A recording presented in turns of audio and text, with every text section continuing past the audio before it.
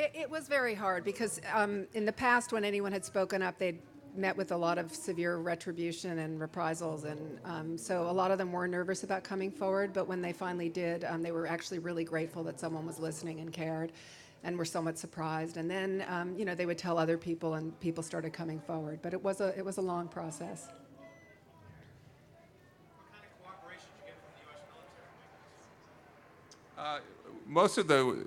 Most of the time, the military was completely unaware we were making this film. We were dealing with veterans and some people actually who were still active duty, but the military was not aware we were making the film. They did allow us, after a great deal of persistence on our part, to get into the Pentagon and interview some of the people there, the generals that were responsible for the various branches dealing with sexual assault in the military. But for the most part, not much cooperation. Now, after the film came out, we expected a very negative response, but that didn't happen. In fact, within several months, actually within a couple of days, several months after the film came out, Leon Panetta saw the film, and 2 days later he held a press conference to announce some significant policy changes. And we know that he held that press conference in part because of the impact the film made on him. So it's been good. 250,000 men and women have now seen the film who are in the military. They're using it for part of their sexual assault training. So the first steps are good, but they have a long way to go.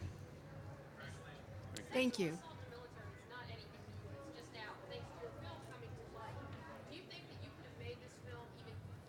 Absolutely, yeah. It could have been made 10 years ago, 20 years ago. That's what's so sad. And we focused on people coming out of the military fairly recently, but at the end of our film, we have an array of photos that we asked just service members to send in if they'd been assaulted, and that represents generations and decades and different branches. And you see that it's not a new phenomena. It's only unfortunately been always portrayed in the media in a very one-off way, as if this was some sort of aberrant, anomalous eruption at Aberdeen, or I'm blanking on the other famous Air Force Academy, as a scandal, where it's actually not a scandal, it's daily ongoing epidemic.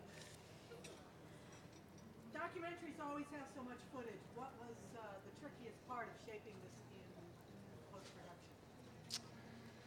Wow.